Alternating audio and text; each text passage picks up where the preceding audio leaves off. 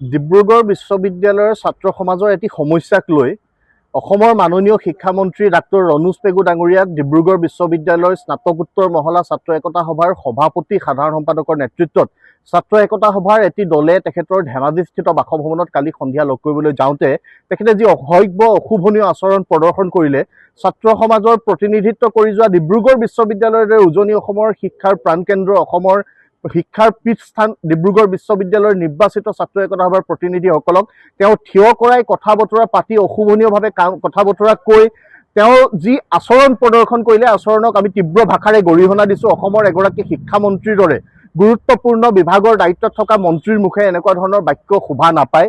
ছাত্ৰ ছাত্ৰীসকলে এটা সমস্যাৰ সন্মুখীন হৈ আছে। ডিব্ৰুগড় বিশ্ববিদ্যালয়ত অধ্যয়ন কৰি থকা কেইবা হাজাৰ ছাত্ৰ ছাত্ৰীয়ে স্নাতক আৰু স্নাতকোত্তৰ মহলাত অধ্যয়ন কৰি থকা ছাত্ৰ ছাত্ৰীসকলৰ 50% বিনামূলীয়া যি নামভৰ্তিৰ ব্যৱস্থা তাৰ লগতে 5 বছৰীয়া ইণ্টিগ্ৰেটেড কোৰ্চৰ বাবে তেওঁলোকৰ যি বিনামূলীয়া নামভৰ্তিৰ ব্যৱস্থা আছিল সেই ব্যৱস্থাপনাক লৈ ক'ৰবাত খুঁটিনাটি থকাত এই ছাত্ৰ একতা সভাখনে শিক্ষামন্ত্ৰী ডাঙৰীয়াক দাবী পত্ৰ প্ৰদান কৰিছিল। শিক্ষামন্ত্ৰীগৰাকীৰ হাততে মাননীয় মুখ্যমন্ত্ৰী ডাঙৰীয়ালৈও তেওঁলোকে দাবী পত্ৰ প্ৰদান কৰিছিল আৰু এই গোটেই বিষয়টোক লৈ তেওঁলোকৰ মাজত সমস্যাৰ সৃষ্টি হৈ থকা যিহেতু তেওঁলোকৰ কনভকেশ্যন অনুষ্ঠিত হ'ব লগা আছে বিশ্ববিদ্যালয় কৰ্তৃপক্ষৰ তত্ত্বাৱধানত তেওঁলোকক এটা এপইণ্টমেণ্ট কালিৰ দিনটোত লৈ দিয়া হৈছিল। প্ৰতিনিধিসকলক বিশ্ববিদ্যালয় কৰ্তৃপক্ষই প্ৰেৰণ কৰিছিল। ধেমাজিত তেওঁ শিক্ষামন্ত্ৰীগৰাকীক সাক্ষাৎ কৰিছিল। সাক্ষাৎ কৰিবলৈ যাওঁতে শিক্ষামন্ত্ৰীগৰাকীয়ে যি ধৰণে দম দাদাগিৰিৰে কথা পাতিছে থিয় কৰাই ৰাখিছে এখিনি নিৰ্বাচিত প্ৰতিনিধি ছাত্ৰ সমাজে নিৰ্বাচন কৰিছে ভোট যোগে তেওঁলোকক সেইসকলক থিয় কৰি কথা পাতিছে আন্দোলন কিয় কৰিছে বুলি প্ৰশ্ন কৰিব আৰু তেওঁলোকৰ ৰঙা চকুলৈ ছাত্ৰ সমাজে ভয় নকৰে সেই কথাটো আমি স্পষ্ট কৰি দিব বিচাৰোঁ। তেওঁ কৈছে যে ৰেছপন্সিভ গভৰ্ণমেণ্ট আন্দোলন হোৱা গম পালে মুখ্যমন্ত্ৰীয়ে বিষয়টো ৰাখি দিব। ছাত্ৰ ছাত্ৰীসকলক তেওঁলোকে দিয়া এই প্ৰকল্পৰ অধীনত ছাত্ৰ ছাত্ৰীসকল অধ্যয়ন কৰিবলৈ গৈছে। শিক্ষাবৰ্ষ ইতিমধ্যে আৰম্ভ হ'ল। যদি তেওঁলোকে নোৱাৰে দিব তেওঁলোকে কিয় এই গোটেই আঁচনিটো আৰম্ভ কৰিছিল মুখ্যমন্ত্ৰীগৰাকীয়ে সঁচাকৈয়ে বন্ধ কৰি দিব নেকি? আমি মুখ্যমন্ত্ৰী ডাঙৰীয়াৰ পৰা সেই কথাটো স্থিতি স্পষ্ট কৰিবৰ কাৰণে আহ্বান জনাইছোঁ।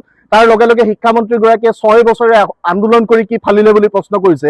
আলফাৰ সহস্ৰ সংগ্ৰামক লৈ তেওঁ কি ফালিলে বুলি প্ৰশ্ন কৰিছে। সংগ্ৰামী এগৰাকী ব্যক্তি এটা সময়ত তেওঁ জনজাতীয় লোকসকলৰ উন্নয়নৰ বাবে সংগ্ৰাম অব্যাহত ৰাখিছিল। সেইগৰাকী ব্যক্তিৰ মুখেৰে এনেকুৱা ধৰণৰ কথা বতৰাই শোভা নাপায়। ক্ষমতাই হয়তো তেখেতক মূৰত ধৰিছে। আমি তেখেতক সকীয়াই দিব খোজোঁ যে তেওঁ ৰঙা চকুৰে কোনো বিদ্ৰোহ দমন কৰিব নোৱাৰিব। ছাত্ৰ ছাত্ৰীসকলৰ ন্যায্য প্ৰাপ্তিৰ বাবে ছাত্ৰ একতা সভাখনে গ্ৰহণ কৰা পদক্ষেপক তেওঁ উপলুঙা কৰিলে নহ'ব, উপহাস কৰিলে নহ'ব। ছাত্ৰ ছাত্ৰীসকলৰ সুৰক্ষিত শৈক্ষিক ভৱিষ্যত নিশ্চিত কৰাৰ দায়িত্ব ছাত্ৰ একতা সভাৰ। তেওঁলোকে দায়িত্ব পালন কৰিবলৈ গৈছে আৰু আহিব লগা সময়ত এনেকুৱা ধৰণৰ ব্যৱস্থাপনা তেওঁলোকে কৰি থাকিব।